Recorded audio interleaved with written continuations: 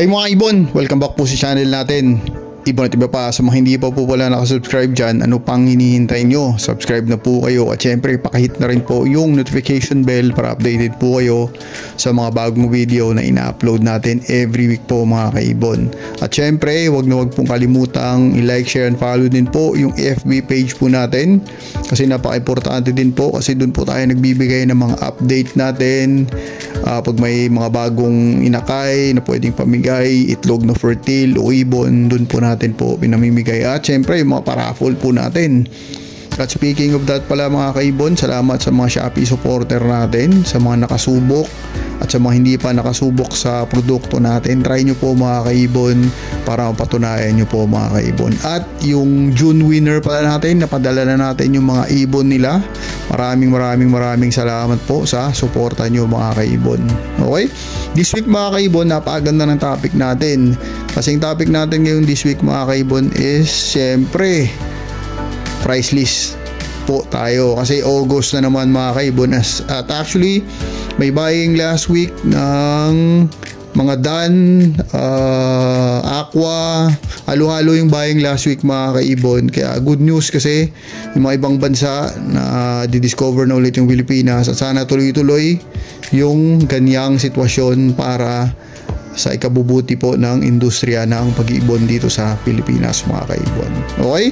Pero syempre bago natin i-discuss yung napakagandang price list natin, isa-shoutout po muna natin ang mga supporter natin na walang sawang sumusuporta sa channel natin. Okay, ngayon syempre mga kaibon, isi-shoutout na po natin ang mga kaibon nating walang sawang sumusuporta sa channel natin. Unang-una sa lahat, syempre PPSM Birds Incorporated, kay Sir Kaibon Dicky Lennon, sa kaibigan niyang si Kaibong Ariel de las Armas, kay Aldrin Martinez, Dan Katian, kay Kaibon Rolly Villegas, ingat po kayo dyan sir, kay Kaibon Antolin Avery, Baba Aeroline ng Nueva Ecija, congratulations, mukhang legit na yung mga yellow face mo na pabwaser.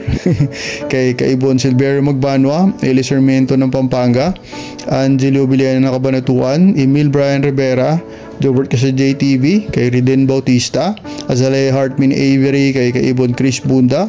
Shoutout din po kay Kaibon Elmer Sinidosa na Binawan ng Rizal. Ito, sobrang supporter natin talaga to.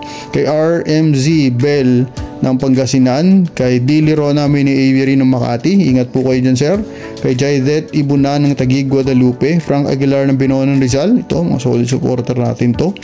GPG Avery ng Arayat Pampanga, ingat po kayo dyan sir sa mga taga Pampanga.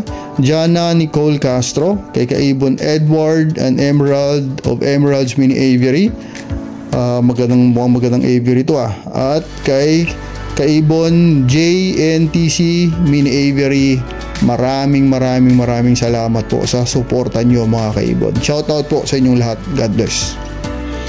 Okay, ngayon mga kaibon, syempre i-discuss na po natin ang napagandang topic natin ngayon mga kaibon. Ito po yung price list ng August mga kaibon. Syempre, disclaimer po natin dito sa price list, depende po to sa quality ng ibon. Syempre, kung quality, mas mataas ang presyo, edad ng ibon at gender ng ibon mga kaibon. Syempre, mas mataas pag cock, di ba?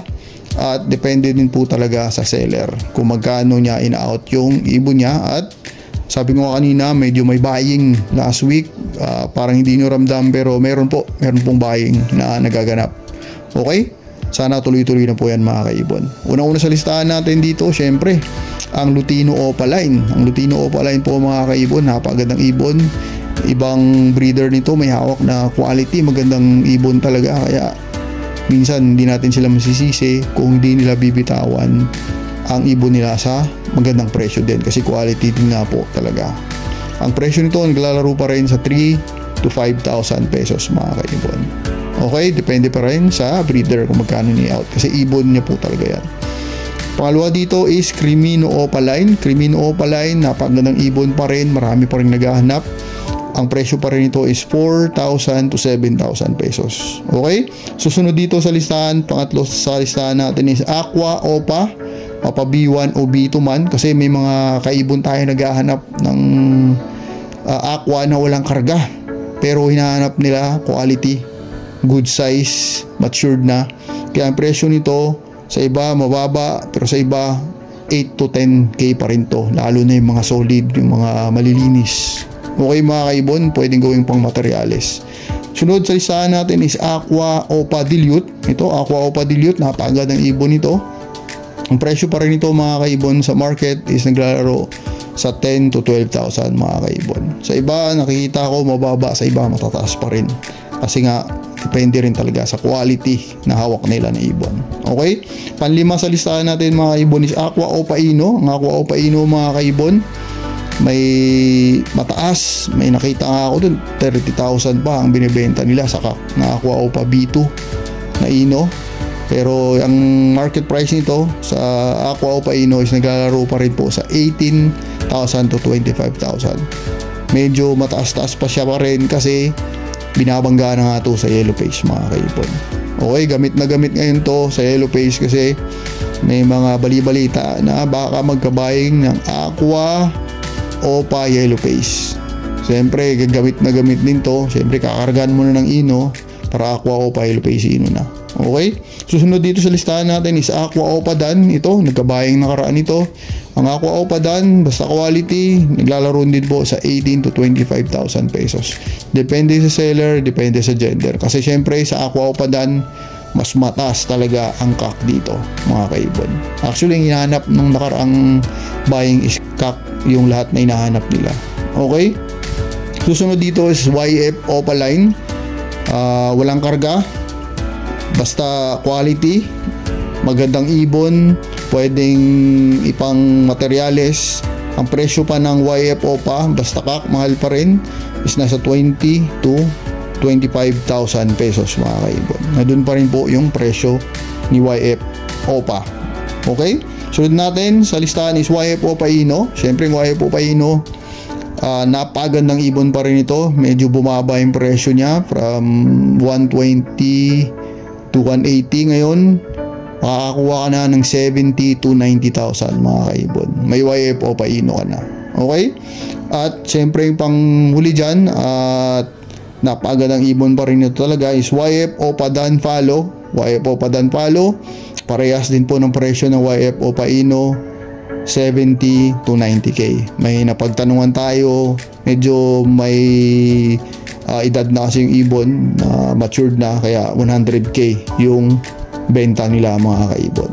Pero depende pa rin po sa seller yan, sa quality, sa edad ng ibon.